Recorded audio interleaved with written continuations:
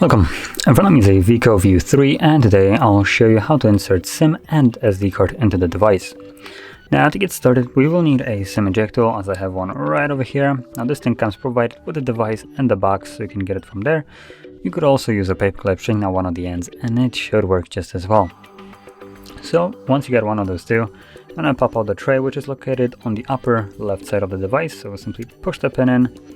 The entire tray will pop out a little bit, and from here you can take it out, and you have space for two different SIM cards, or one SIM card and one SD card. If you're planning to use two SIM cards, you would just place the SIM on the SD tray like this, and if you're planning to use one of each, just move it over and then drop your SD in here like so. So from here, just insert it back into the device.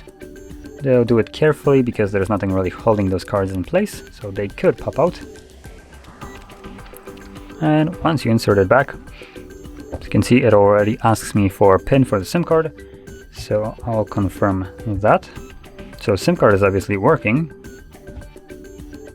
and let's look for the SD, and SD card is working as well based on that notification right here.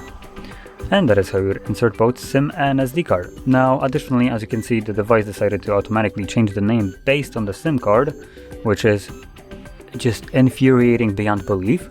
So, if for you the device just decided to eat its language that you have set throughout the setup process, I'll show you how to actually change it back to the language that you want to use.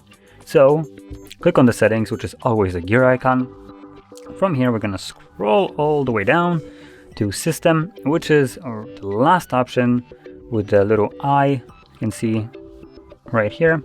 Click on it, and then right at the top where you have the globe icon, those are the languages. And again, right at the top you have your language selection. So click on the field, and luckily this device, at least this doesn't remove the previous language, it just shifts it downwards. So you don't actually have to go look for it. All you need to do is grab your previous language, drag it over to the top, and bam, you're done. The device is back in the desired language. So anyway, that is basically how you'd insert SIM card and get rid of this annoying language change. So if you found this very helpful, don't forget to hit like, subscribe, and thanks for watching.